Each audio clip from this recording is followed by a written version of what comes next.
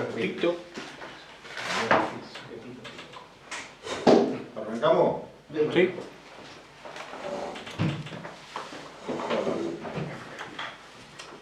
Entonces el título de la charla era Introducción a la política. Introducción a la política. Entonces ahí, con el tema de la definición de la política se pueden decir infinidad de cosas. Y por lo general, con un título semejante, uno siempre tiende a empezar por una definición. Uno se imaginaría, por ejemplo, si en un parcial, como un parcial universitario, le pusieran una pregunta única y esa pregunta fuera ¿qué es la política? Y ahí las respuestas serían infinitas, serían un montón, porque cada uno le daría una interpretación parcial. Algunos apelarían por ahí a una respuesta clásica, una definición como la que hacía Aristóteles, ¿no? de la politeia, del hombre, del animal, el hombre como un animal político. U otros, por ahí con una connotación mucho más cercana, dirían que la política es un instrumento al servicio del pueblo para la realización personal, etcétera, etcétera. Pero para arrancar, lo que me gustaría decir es que la política no es un invento de la modernidad, no nace con las revoluciones modernas, francesa, inglesa, no nace con el liberalismo, ni con las corrientes constitucionales. En realidad la política nace con el ser humano, es tan antiguo como el ser humano. O sea que carece de tiempo y carece de lugar, está en la naturaleza humana.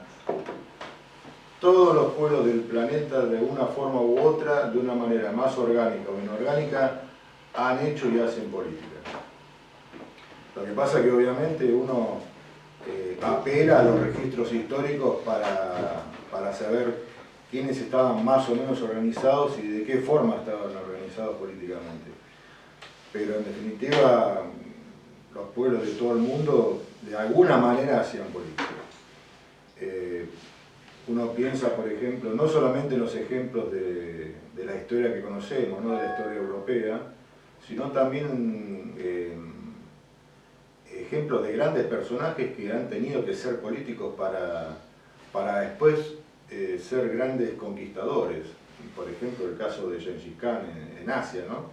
Yo digo, es un hombre que conquistó o que edificó el imperio terrestre más grande de la Tierra, que lo hizo a través de la fuerza de las armas, con una excelente caballería, pero que también, antes de eso, él tuvo que tener la gran habilidad política para unificar a todas las tribus mongolas que estaban dispersas. Unificar a todos los jefes y darles su mando unificado, y conducirlos a la victoria. Digo, para citar un ejemplo no eurocéntrico, lo mismo pasaría en el caso de Saladino en el mundo islámico, que también unificó a las tribus árabes y que se la pasaban guerreando entre sí, y de esa forma pudo tomar el reino franco de Jerusalén. Pero para arrancar con una definición etimológica de la palabra política, me pareció que habría que arrancar con la definición de politeia, que es el espacio de lo público, donde converge la polis, que es la ciudad, y los ciudadanos.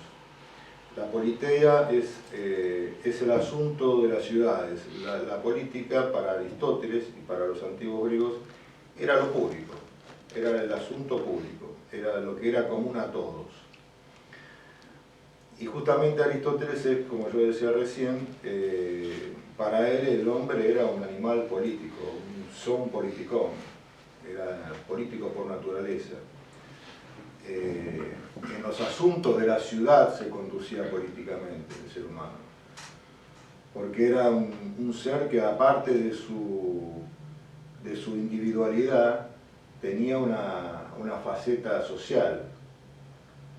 Alguna vez me explicaron, a raíz de esta diferencia que hago entre lo individual y lo social, que está en todas las personas, alguna vez me explicaron que la voluntad general de Rousseau no era una sumatoria de voluntades individuales, sino que como cada persona tiene un lado individualista y un lado público o social, el conjunto o la síntesis de esa faceta social de cada persona constituye la voluntad general, que no es lo mismo que una sumatoria de individualidades, no es exactamente lo mismo. Entonces, retomando a Aristóteles, justamente a lo que apela es a esa faceta social. Y no es casualidad de que en una era tan hiperindividualista como esta, la política esté en franca decadencia, o esté tan corrompida, o haya un interés tan escaso por lo público, por lo que es común a todos, y que por lo tanto cuando alguien accede a un cargo público lo haga en beneficio propio. Después hay otros conceptos básicos que tienen que ver con el lenguaje político. Uno lo vimos en la charla que dieron sobre la subversión bolchevique, que es el concepto de revolución, que tiene dos acepciones, una acepción clásica y una moderna, ¿no? La revolución, en una concepción clásica, es la restauración de un orden desviado, es un volver a los orígenes. Es cuando un orden se instituye, hay como una suerte de mito fundacional, y ese mito fundacional a través del tiempo puede ir desviándose, se puede ir tergiversando, y las revoluciones tenían la función de retrotraernos a esos orígenes, a los orígenes que dieron lugar a la fundación de un orden político, social y económico. En cambio, en la edad moderna, la idea de revolución es la de irrupción violenta. Esa es la idea de revolución, es de irrumpir violentamente, cortar un orden político, y en el caso de la revolución inglesa, francesa y rusa, literalmente cortar las cabezas, ¿no? Como fue el caso de Carlos I, Luis XVI y la familia Romanov. Y un concepto central, sí, en la idea de Estado, en la idea política es el Estado, justamente, que Mayet lo calificaba como un órgano de mando, de conciencia y un órgano de síntesis. Pero lo definía muy claramente, desde su perspectiva sociológica, lo definía muy claramente como la cabeza de la comunidad. Era muy simple entenderlo. El origen de la autoridad para Mayet estaba en las distintas funciones sexuales y en la familia. Y de ahí sucesivamente se llegaba a un orden de organización social en el cual emergía naturalmente el Estado como una consecuencia natural de la organización social, porque ninguna comunidad puede vivir sin un Estado. Alguien también lo definió, un politólogo argentino, O'Donnell, que era el ente específicamente político que establece una autoridad sobre un conjunto poblacional en un territorio determinado. Pero entonces el Estado es un ente específicamente político, que ejerce autoridad sobre una población en un territorio. Esa vendría a ser la definición más concreta, más específica. La idea de que la política no nace con la edad moderna, con el liberalismo, está justamente en la historia antigua. Cuando nosotros aprendíamos historia en la escuela, siempre nos enseñaban, entre otras cosas, la organización económica, la organización religiosa o la religión, y la organización política y social de los pueblos antiguos. Y tenemos casos, porque los registros históricos lo demuestran, tenemos casos donde en la antigüedad sobre todo había una combinación del poder político donde confluían lo terrenal y lo espiritual. En muchos casos, no siempre, pero en muchos casos se daba que el rey asumía funciones sacerdotales, sobre todo en los pueblos de la antigua Mesopotamia, a pesar de que en esa época estaban muy claramente delimitados los dominios del palacio, que era el poder político, y los dominios del templo, el poder religioso, que es una situación que de alguna manera se va a reproducir en la Edad Media, ¿no? En la Edad Media va a estar el poder terrenal en manos de los reyes y emperadores, y la autoridad espiritual en manos del papado, que es algo a lo cual después vas a hacer alusión cuando hables de autoridad y de poder, ¿no? Que la Iglesia, digamos, le deja el poder terrenal a los reyes, pero ella se reserva la autoridad espiritual sobre los reyes y emperadores. Y en Egipto pasaba una situación similar,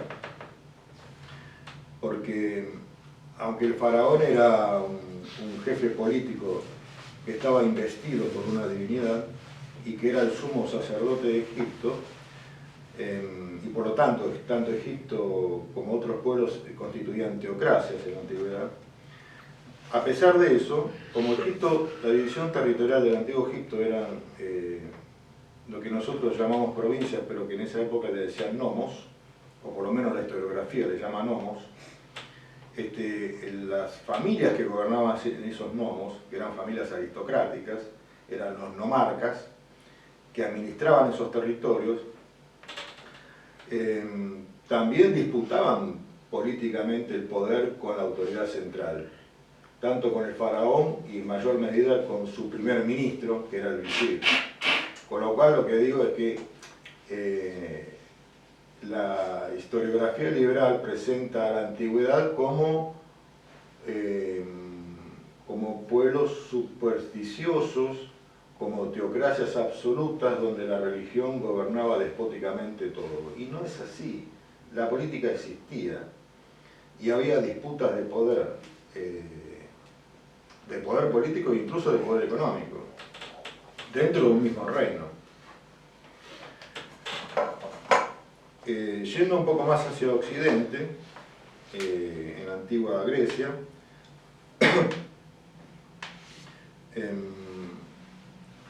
bueno, uno de los más importantes filósofos, si no el principal que tuvo la antigua Grecia, que fue Platón, él de alguna manera también era de esta idea de que la divinidad debía ser tenida en cuenta al momento de ejercer la autoridad política. Porque el orden divino debía hallar su reflejo en el gobierno terrenal. Y para él, el ideal de gobernante era el filósofo rey. Y teniendo en cuenta que filosofía y religión estaban muy estrechamente emparentados en la antigüedad, hasta podríamos decir que la idea de un filósofo rey es muy cercano a la idea de un sacerdote rey, como en el antiguo Egipto y como en otros pueblos antiguos.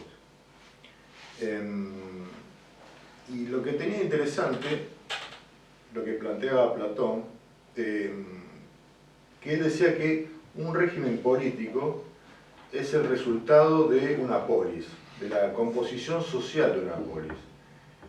Pero la composición social de la polis dependía del tipo de alma que prevaleciera en esa polis. Entonces decía, hay tres tipos de almas, ¿no? Un alma concupiscente le llamaba, que era materialista,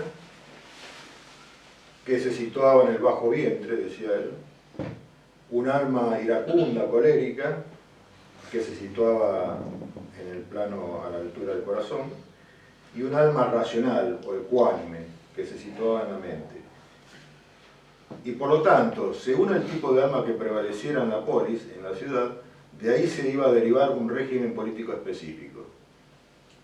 Con lo cual, uno puede deducir que el actual régimen político que nosotros estamos padeciendo es consecuencia de que en la ciudad, en el país, prevalece un tipo de alma, que puede estar situado en el bajo vientre, a la altura del corazón o en la mente. Cada uno sabrá dónde se ubica.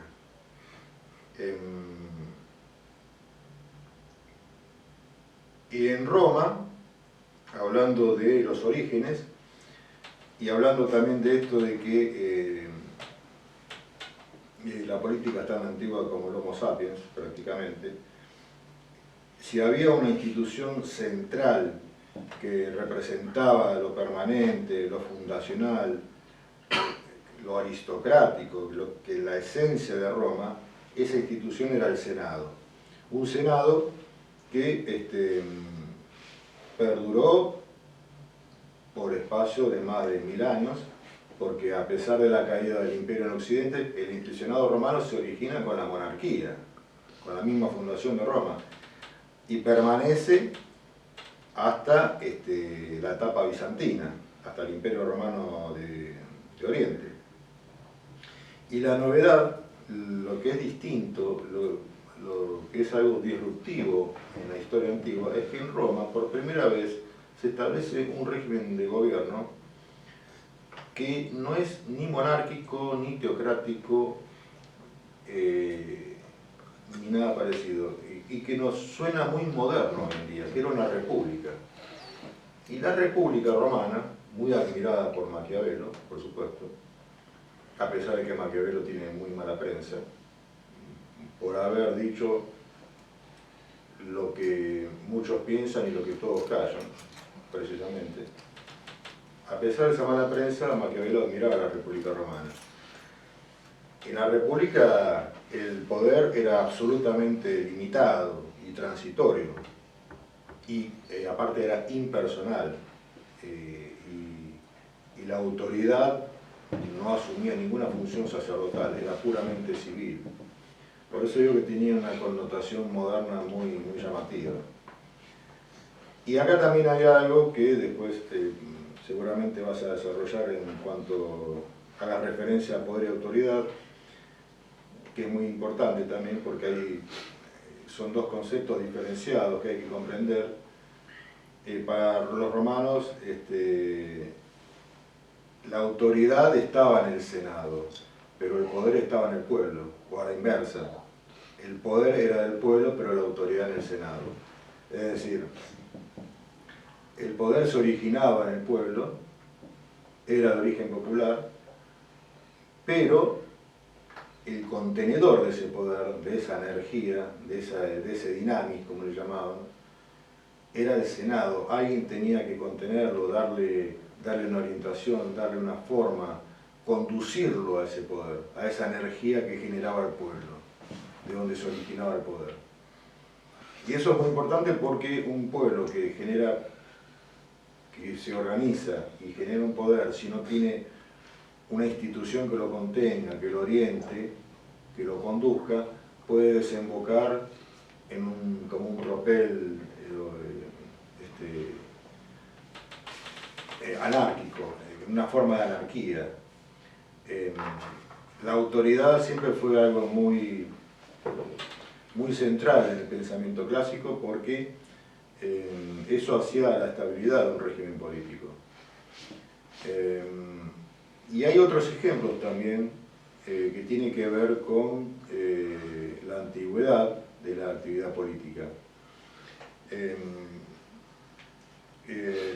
La política lo que hace también es armonizar distintos intereses, porque en una sociedad, si entre las personas hay distintos intereses, legítimamente cada uno de nosotros podemos tener distintos intereses.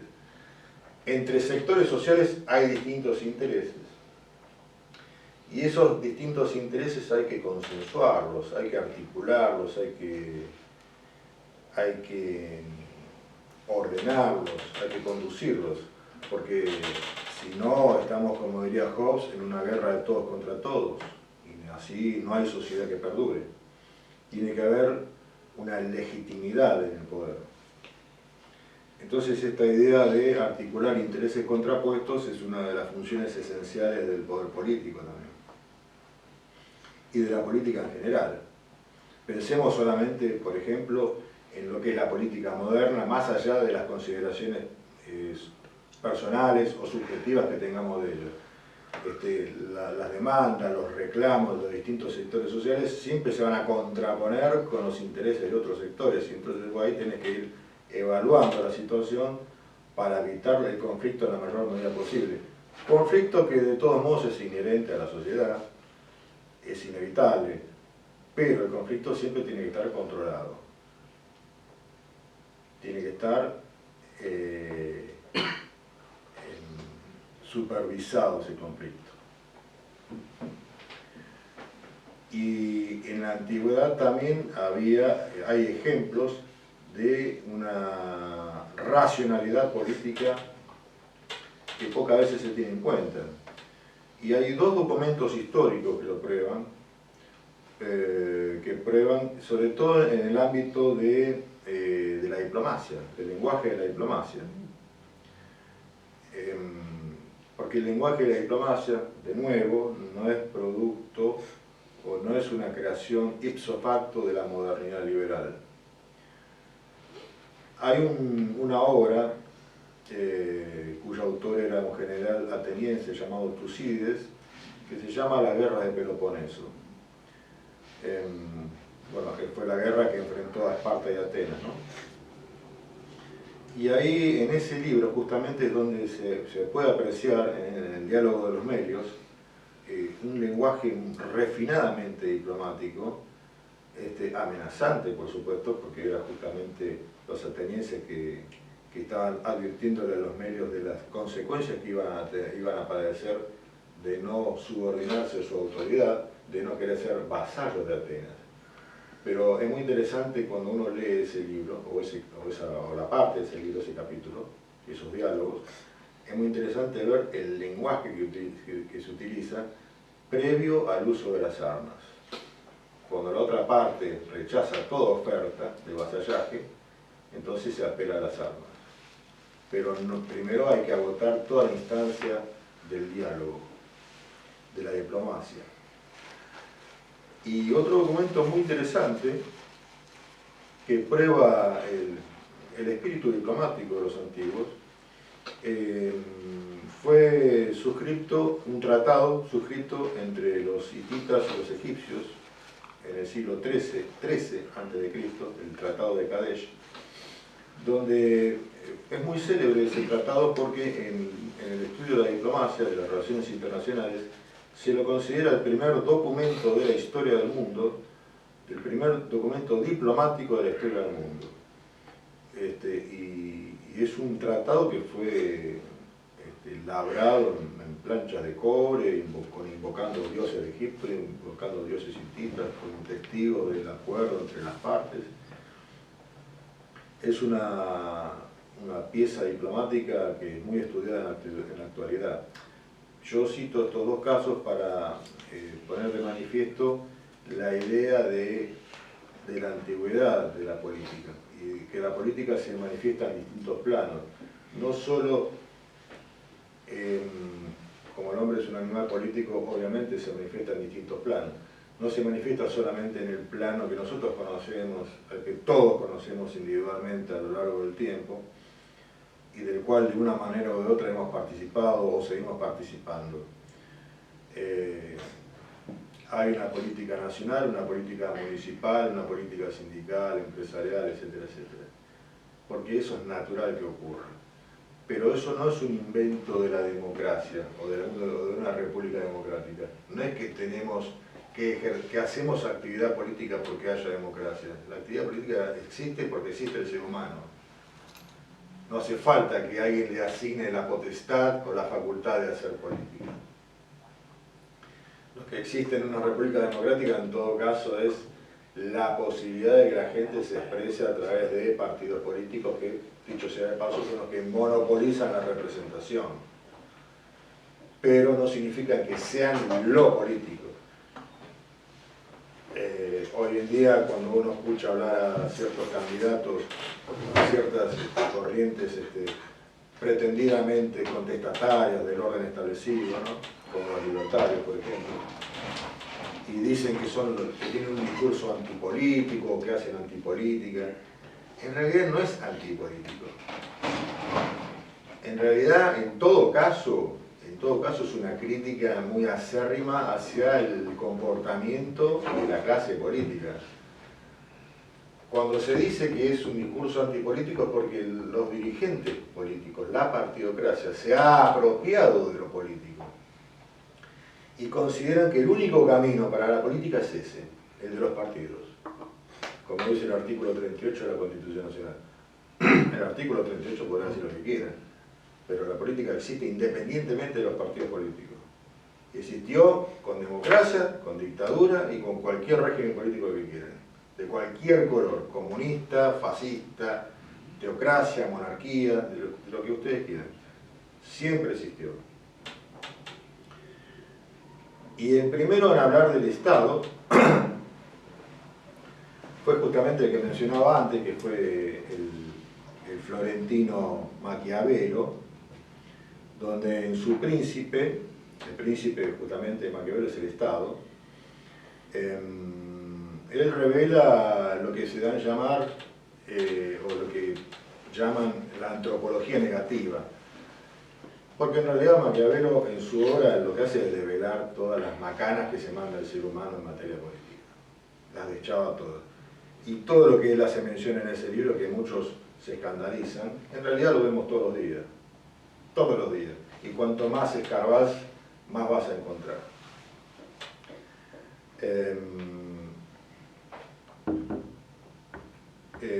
Pero como Maquiavelo hizo críticas muy fuertes a Alejandro VI, el papa de la época, el papa Borgia, su libro terminó en el índice de obras prohibidas. Ese fue un problema que tuvo Maquiavelo. Por eso es un autor maldito.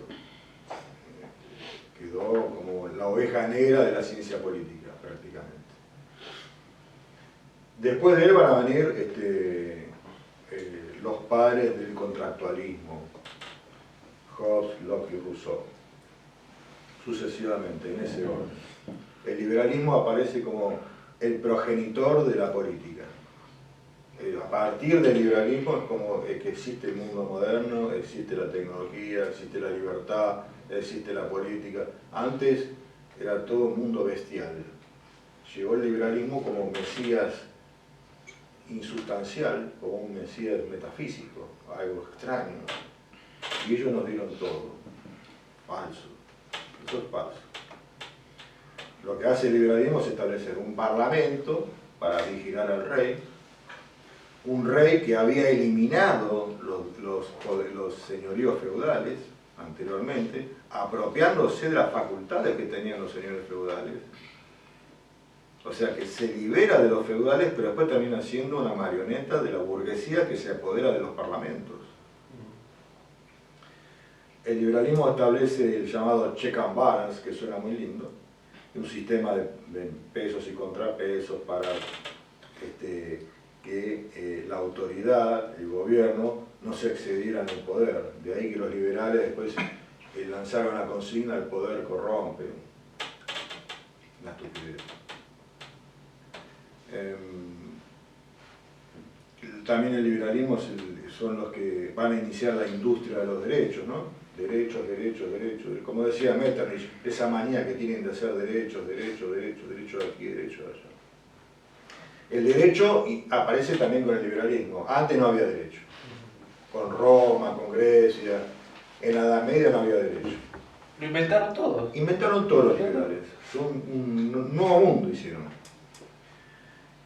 Y aparte citan la Carta Magna de 1215, que en realidad la Carta Magna no tiene nada que ver con una constitución democrática ni nada que se le parezca. La Carta Magna es un acuerdo entre la Iglesia y los nobles británicos. El pueblo no tenía ni parte ni arte en esa Carta Magna. En todo caso, pueden citar los fueros de León, tal vez, que son anteriores a la Carta Magna. Pero bueno, el antecedente tiene que ser británico, no español. Es así. La burguesía entonces controla al rey, que se había despojado de los señores feudales, de quienes era el primus inter pares.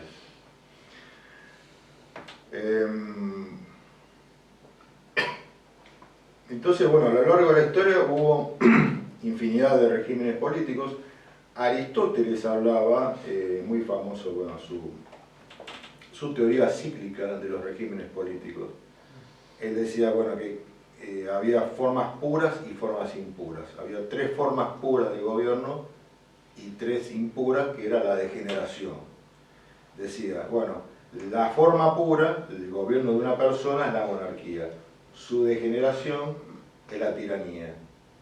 La forma pura es la aristocracia, el gobierno de varias personas, se degenera en una oligarquía. La forma pura de un gobierno de muchos es la democracia y degenera en demagogia. Hasta ahí era el ciclo aristotélico, degeneración y corrupción. Pero también él después establece ciertas combinaciones donde no necesariamente siempre seguía esa misma lógica, porque de la tiranía supuestamente, o mejor dicho, de la tiranía se pasaba a una aristocracia. Pero también se daba el caso, como decía Aristóteles, que de una democracia se podía derivar a una tiranía, y no solamente una demagogia. No sabemos si ahora con el nuevo orden mundial, con las reformas políticas que el nuevo orden mundial necesita para tener un mayor control sobre la población, apunte en este sentido. Todavía no lo sabemos. Veremos si las próximas reformas constitucionales que se van a dar en Occidente le van a otorgar al poder político muchísimo más control sobre la vida de todos nosotros. Con lo cual se estaría cumpliendo ese vaticinio cíclico de Aristóteles de que de una democracia estaríamos derivando en una tiranía. Tal vez no la tiranía de uno solo, pero sí una tiranía al fin, en sus efectos, en la forma de gobernar. Porque en la modernidad no hay más gobiernos dinásticos, no hay más responsabilidad individual. La responsabilidad es de unos cuantos, se diluye, se dispersa. Por eso un régimen, una república democrática, la forma de asociación, la gente se asocia mediante mecanismos asamblearios. No existe la responsabilidad individual. Yo muchas veces pienso, o digo, que cuando se estaba durante un régimen militar, o dictadura como quieran llamarle, siempre estaba la expectativa de que después de esa dictadura militar iba a venir elecciones, comicios libres, comicios generales, y que íbamos a poder elegir, si es que alguna vez pudimos elegir, puede ser, íbamos a poder elegir a la fuerza política que era de nuestra afinidad. Y al mismo tiempo también nosotros tenemos bien claro quiénes eran los responsables de nuestros males. Era la Junta Militar. Perfecto. Pasó el gobierno militar, pasó el proceso con la derrota en Puerto Argentino. Después de 40 años, no tenemos un responsable a quien señalarlo con el dedo, no hay una Junta Militar. Hay un montón de gente que es responsable. La responsabilidad se diluye, se invisibiliza. ¿A quién le vas a tirar un manotazo? A nadie, y a todos. ¿Cuál es la esperanza que queda? Antes era la salida electoral, ¿y ahora cuál es? ¿La salida electoral es la esperanza? ¿La salida electoral para dónde? Entonces, es más complicado si uno lo ve bien. En cuanto a la responsabilidad de nuestras desgracias, en cuanto a la esperanza, o a las expectativas de cambio también, porque antes, la verdad, existía en 1983 la esperanza, unos por un partido, otros por otro, por una fuerza o por la otra, pero existía realmente. Después de 40 años, me parece que esa esperanza está bastante desgastada, muy devaluada. El precio se le vino muy abajo. Y mecánicamente vamos cada 2 años a votar. Mecánicamente, porque es lo que marca la Constitución.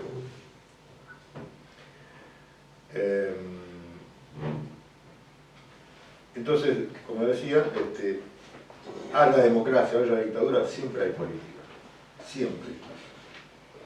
Incluso las mismas dictaduras militares hacen política. llegan a través de la política, no llegan por un simple hecho de fuerza. Porque acá el golpe militar del 76 no fue un simple golpe de fuerza, no fue un apoderarse del Estado, de la burocracia estatal, de los gobiernos de provincia, de los municipios, etcétera, etcétera. No. Hubo un consenso político que lo avaló. Hubo política primero y después hubo un uso de la fuerza, como en el diálogo de los medios del Peloponeso. Primero dialogaron y después fueron los palos, por la razón o por la fuerza. Y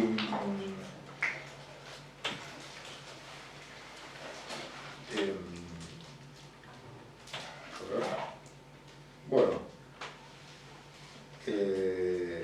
había un estratega alemán, un general que se llamaba Clausewitz, que decía que la guerra era la continuación de la política por otros medios, ¿no?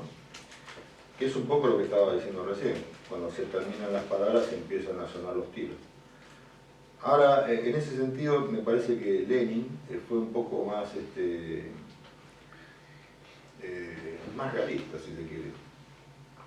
Lenin decía, la política es la continuación de la guerra por otros medios, porque la política es una forma de guerra también.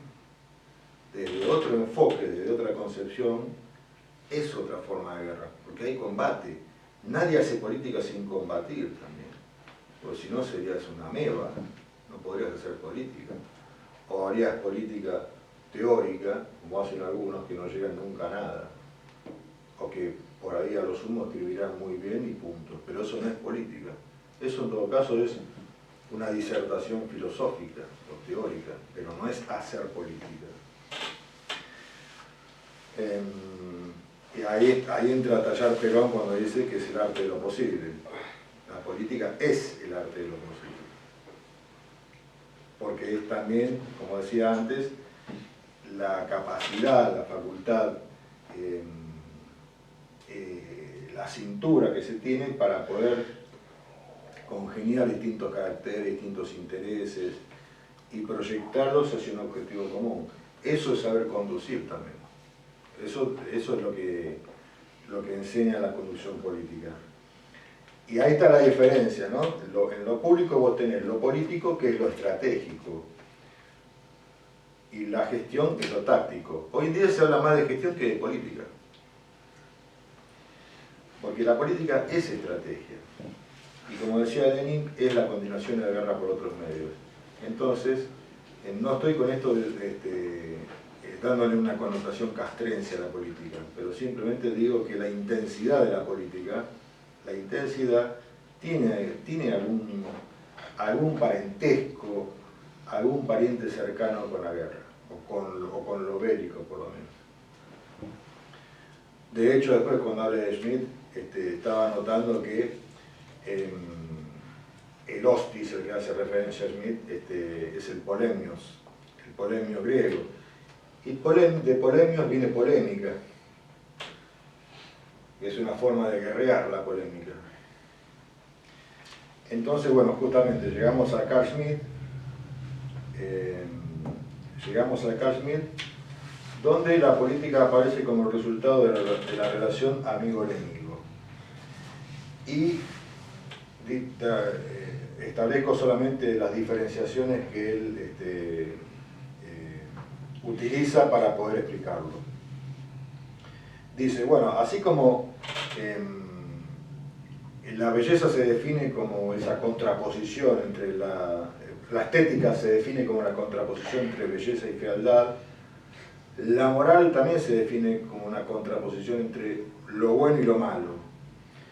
Y lo económico, bueno, se lo puede definir como una contraposición entre lo útil y lo que es perjudicial o lo no rentable. Y dice, bueno, la intensidad de la relación en la política se define por la relación amigo-enemigo. Amigo-enemigo público, no privado. No tiene nada que ver las cuestiones privadas acá. No es el inimicus al que hace referencia el Evangelio. Eso es en las cuestiones privadas. Si alguien privadamente quiere amar a sus enemigos, que lo haga. Es un tema personal. Pero no al enemigo público, al hostis, al polemios. porque es el enemigo de mi pueblo. Y si vos haces política, lo haces por tu polis, lo haces por tu pueblo, por la comunidad a la cual vos perteneces. Con lo cual, estás, yo diría, absolutamente inhabilitado para amar a tu enemigo, que es el enemigo público, no personal. Bueno, yo llego hasta acá con Carl Schmitt y te dejo el puntapié de Johan para que lo continúes. Arrancamos. De la forma de hacer, vamos. Bueno, entonces yo voy a continuar lo que Enrique lo dejó en la charla de él. Lo habíamos quedado en Carl Schmitt, en la noción de amigo-enemigo. Yo acá hice una anotación, espero que se pueda apreciar. Mi amigo como aquel que tiene una afinidad de valores y principios políticos, ¿sí? Siempre hablando de lo político nosotros, ¿no? Es mi otro yo. ¿Qué significa mi otro yo? Es aquel... ¿vieron cuando los políticos dicen hablamos en el mismo lenguaje, nos entendemos?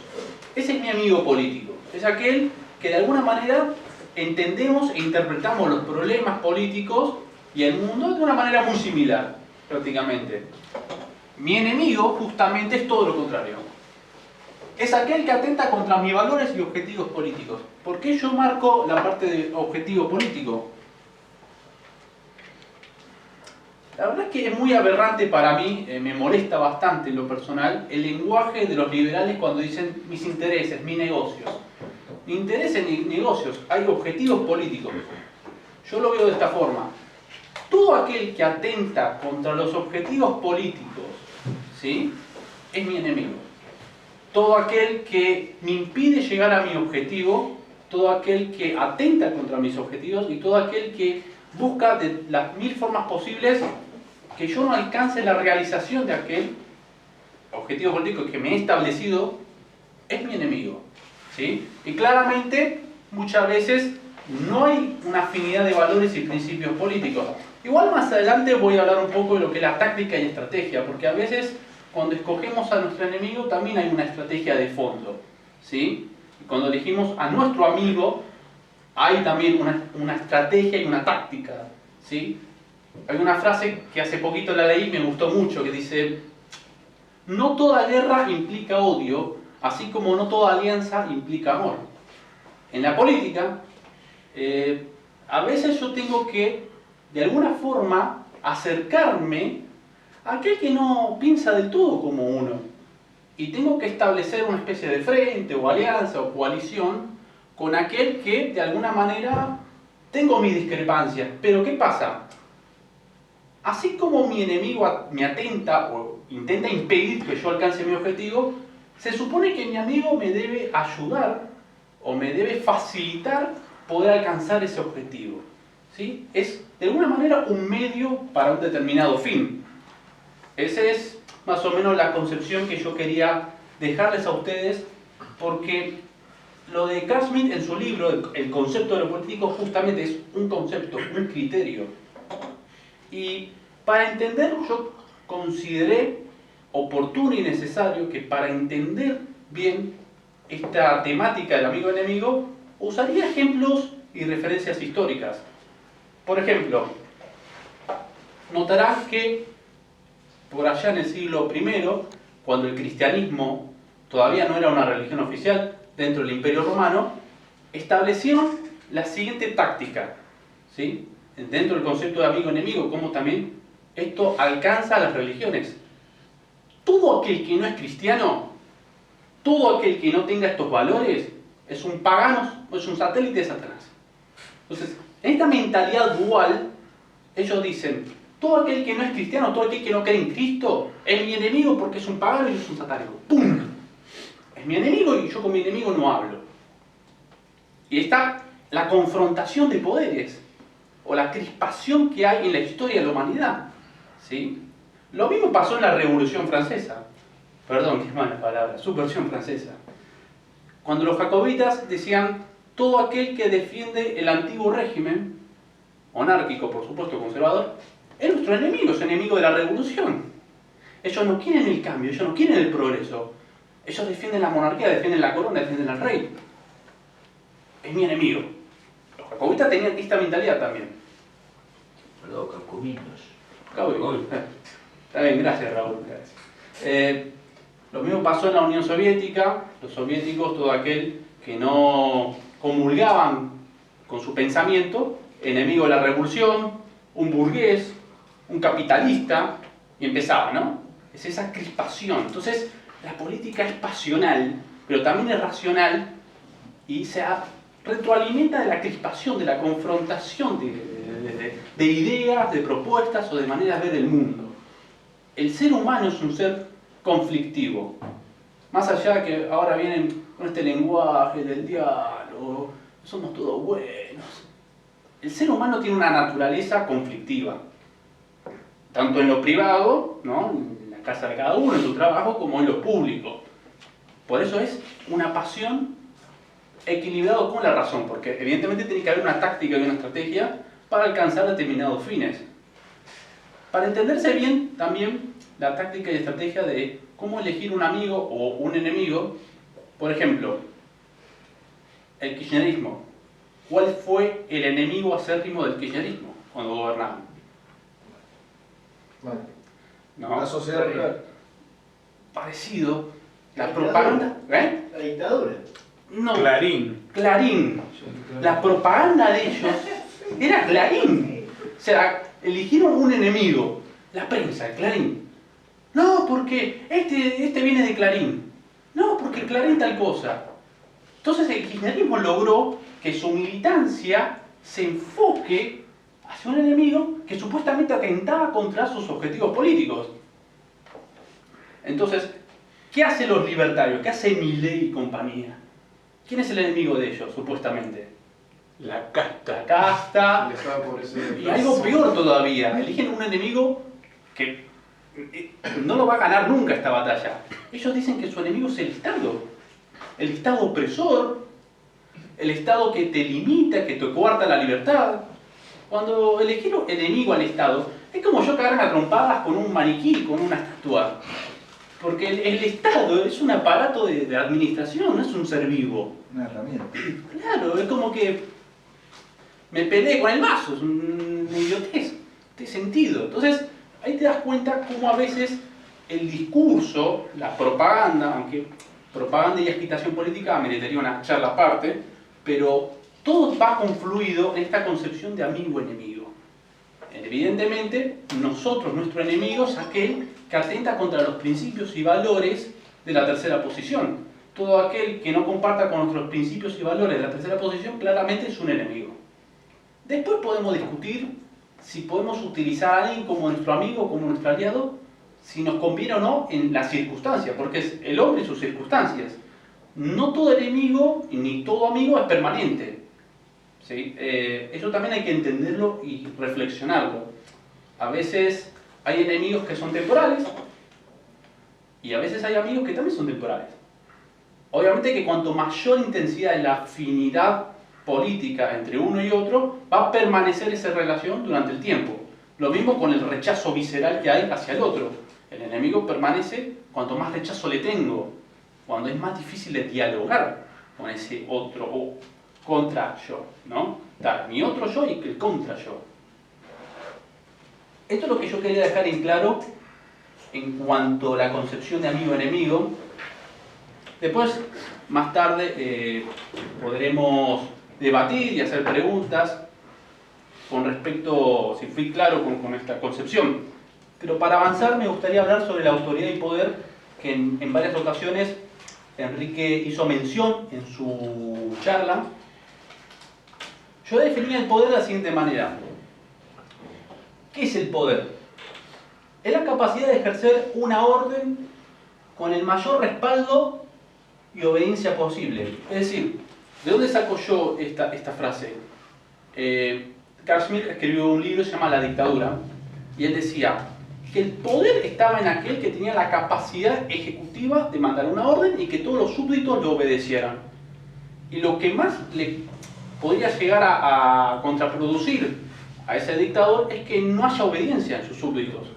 Cuando sus súbditos no tenían ningún tipo de obediencia, es ahí donde se atentaba contra su poder, justamente. Después podemos definir qué es la autoridad. La autoridad es una jerarquía respaldada por aquel que tiene el poder, tiene la facultad para actuar en nombre de aquel que tiene el poder. Por ejemplo, esto también viene de la dictadura de Carl Schmitt. Dice, él lo definía como el dictador como el que tiene el poder soberano, pero yo a veces puedo elegir a alguien como una especie de pluripotenciario, una especie de primer ministro, o una especie de político con facultades para actuar en nombre mío. ¿Sí? Esto es muy interesante y es una gran táctica que se usaba antes. Hoy en día, el jefe de Estado en Francia es Macron, pero su primer ministro es otra persona. Ahí te das cuenta que el poder está en Macron, pero la autoridad está en el primer ministro. ¿Qué pasa en España actualmente? España todavía está gobernada por un rey, que es el jefe de Estado. Entonces, entenderíamos que el poder está en el rey y la autoridad está en el primer ministro, Pedro Sánchez. Pero también ameritaría reflexionar y pensar si realmente es así o si es al revés. ¿La autoridad está en el rey y el poder está en el parlamento? Eso estaría bueno debatirlo, discutirlo. Podríamos analizar qué dice la Constitución española, porque otra de las cuestiones, el tema de las constituciones. Una carta magna, una constitución, como la máxima autoridad en un país, que te dice las normas y las reglas, y que todo aquel que viola esas normas y reglas tiene que tener una consecuencia legal, ¿no? Entonces, ¿cómo puede ser que una carta, un papel, tenga semejante poder y autoridad sobre un pueblo?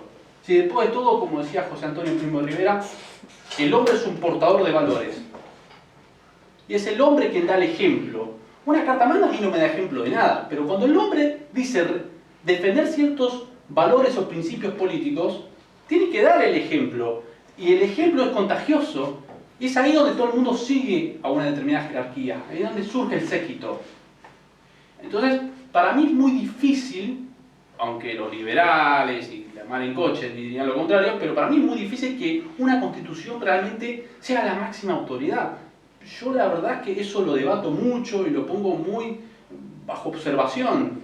A mí me hace mucho ruido realmente que una constitución sea la máxima autoridad, inapelable, como pasa hoy en día.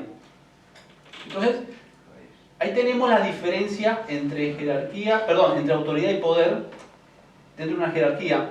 Lo que en un momento dado, también investigando un poco y leyendo un poco de esto, leí una anécdota histórica en el Antiguo Egipto, en donde el que gobernaba no hablaba en público, tenía un vocero. El vocero hablaba en nombre de quien ostentaba el poder, porque de esa manera el que ostentaba el poder podía de alguna manera contradecirlo si le parecía oportuno. Se decía que en la antigüedad, cuando el que gobernaba daba una palabra, ya no podía retractarse porque dio la palabra. Es decir, la palabra tenía una especie de importancia en distintas formas de acercarse a otros pueblos, hubo los acuerdos o los consensos, como Enrique comentó antes. Entonces, a veces el vocero iba y hablaba en nombre de, pero esta persona que ostentaba el poder luego tenía toda la potestad para, si él le parecía oportuno, contradecirle o no. Esto también es una forma interesante de ver las cosas. Cuando a veces se mezclan lo que es la autoridad y el poder. A veces no toda autoridad es que tiene realmente el poder, y no todo aquel que tenga el poder tenga por qué tener la máxima autoridad. A veces la puede delegar. Y de hecho creo que es una forma bastante inteligente de hacerlo. Para dar un pequeño ejemplo, el tema de Rusia, por ejemplo, ¿no? Vieron que siempre dicen que supuestamente Putin está sostenido por una oligarquía. La oligarquía rusa, qué sé yo. Entonces, yo reflexionando sobre esta cuestión, ¿es realmente Putin el que tiene el poder? ¿O es esta oligarquía que tiene el poder y le da la autoridad a él? Y le da todo el respaldo para que gobierne. ¿Qué pasa si Putin se enfrenta a su oligarquía que lo sostiene? ¿Habría una lucha de poderes? ¿peligraría el puesto de Putin como presidente de Rusia? Es ahí donde realmente digo yo, ok, ¿dónde surge el poder? Sabemos quién lo ostenta, pero ¿de dónde surge? Y nuevamente, volviendo a Schmitt, que prácticamente es un autor que hacemos muchísima referencia en esta temática, él nos dice, la fuente de los derechos políticos proviene del pueblo. ¿Sí? Como dice Enrique, en Roma, el poder estaba en el pueblo, pero la autoridad estaba en el Senado, porque el poder se supone que es inestable, diluyente, como el mercurio, ¿no? Cuesta contener el poder. Por eso tiene que haber una autoridad que sea estable y que tenga una mirada más a largo plazo, ¿sí? Para poder contenerlo. Es decir, el poder vendría a ser el agua y la autoridad vendría a ser el vaso. Tiene que haber algo que lo contenga, ¿sí? Porque a veces el poder puede ser violento en algunas ocasiones y puede traer serios problemas civiles si no es contenido, pues ya sea por una institución o un grupo de hombres que se planten como una especie de autoridad. Ahora brevemente a mí me gustaría hablarles sobre qué es un régimen. Yo lo definí de la siguiente manera. Es una época política propia de una coyuntura histórica. El régimen está ligado a los principios y valores políticos que predominan en una determinada nación o continente. ¿Por qué? Verán que en 1789, en la subversión francesa, hubo un cambio de valores y de principios políticos. ¿Sí? Se alteró el orden natural, como decía de Maillet, alteraron el orden y fue reemplazado por otro orden, con otros principios. De ahí surge la democracia y el republicanismo y los distintos partidos políticos. Ahora la política vendría a estar representada por los partidos. En eso surge la socialdemocracia, el comunismo y el anarquismo. ¿Sí? Vendieron a reemplazar a los nobles, a las castas y a todo el régimen anterior monárquico.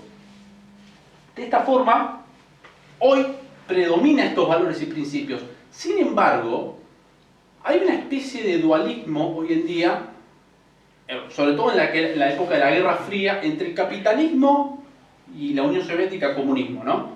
Que, si bien ambos posturas políticas son propios del liberalismo, porque el liberalismo entendido como todo aquel que surge a partir de la subversión francesa, sin embargo, a pesar de eso, siguen representando de alguna manera sus principios y valores. ¿Sí? A pesar de que, bueno, tienen sus diferencias, sus discrepancias, uno y otro. Uno de los principios y valores, para entenderlo de la mejor manera, no solo fue el orden social, sino que también se inmiscuyeron en aquellas cuestiones espirituales. Por ejemplo, en 1789, uno de los principios fue que promovía la religión como el racionalismo. Ellos decían, la filosofía iluminista era como el racionalismo como una nueva religión que vendría a suplantar a la antigua, eso que hicieron ellos, que aún permanece, religión que es la católica, ¿no? Entonces, ¿qué sucede? Luego también comenzaron a predicar el ateísmo. Intentaron buscar suplantar a los valores del hombre relacionado con Dios o con lo trascendente y quisieron que el hombre fuera estrictamente civil y racional. ¿Bien? Esto fue uno de los cambios de orden que ellos intentaron implementar. Es así como empezaron poco a poco a alejar al Estado con los asuntos de la Iglesia. Que Iglesia y Estado estuvieran separados. Pero claro, todo Estado debería tener una contención. En este caso, la contención del Estado está hoy por la masonería. Hoy la masonería es un sostén del Estado. Y tiene otros principios y valores espirituales o anímico-espiritual que la Iglesia Católica. De esta manera y de esta forma hay un cambio del régimen. Los regímenes son más duraderos, duran siglos por lo general, porque va a aquello que normalmente lo porta el hombre, son los principios y los valores. La diferencia con los sistemas de gobierno consiste, por ejemplo, una dictadura como la de Videla no supone un cambio de régimen. Videla era liberal. Él era liberal, a pesar de que era un dictador, impuso una dictadura militar. Fue un cambio de sistema de gobierno. Vieron que en el fútbol muchas veces discutimos si jugar con línea de 4, línea de 3, ¿no? Pero que a veces el entrenador dice, no importa el sistema con el que juguemos, lo que importa es la mentalidad, la actitud del equipo. Ahí está la diferencia entre uno y otro. Dice, lo que yo digo al menos, o que intento explicar es, no importa si se cambia de régimen, incluso si es teocrático, si no ataca de raíz a los valores liberales, no va a haber un cambio de régimen. ¿Por qué la tercera posición es realmente peligrosa para esta gente? No porque critiquemos a la democracia, porque Perón era de tercera posición y su gobierno fue democrático. Sin embargo, fue bombardeado.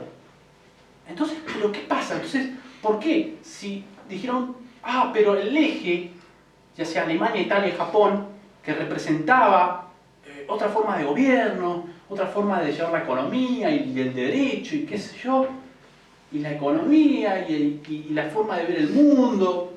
Sin embargo, a Perón, que era democrático, lo bombardearon. Porque él representaba otros valores, otro tipo de principio, otra mirada del mundo, otra interpretación del mundo. Yo me acuerdo cuando recién me estaba formando en todo esto, tuve un texto en el que Alfred Rosenberg dice: la lucha contra el marxismo es una lucha de cosmovisiones. Es algo más que político, supera lo político. Ya hay una cuestión de temperamento y espiritual. Es entre ellos y nosotros. Es acá donde el liberalismo no nos perdona, aunque seamos democráticos. No nos van a perdonar porque nosotros representamos otra cosa. Nosotros representamos otros valores. Más allá de que hoy se ve acentuado el pensamiento liberal con atentando a la familia, emancipando a la mujer del hombre, buscando estas divisiones, el tema del aborto. Y hoy nosotros claramente nos oponemos a eso porque atentar a la familia es atentar a la base y el pilar de toda comunidad, de todo pueblo. Es ahí donde se va acentuando. La radicalización de las ideas acentúa el concepto de amigo y enemigo. Cuanto más radicalizado está la idea de ellos, más radicalizadas están nuestras ideas y es más fácil notar la diferencia entre ellos y nosotros.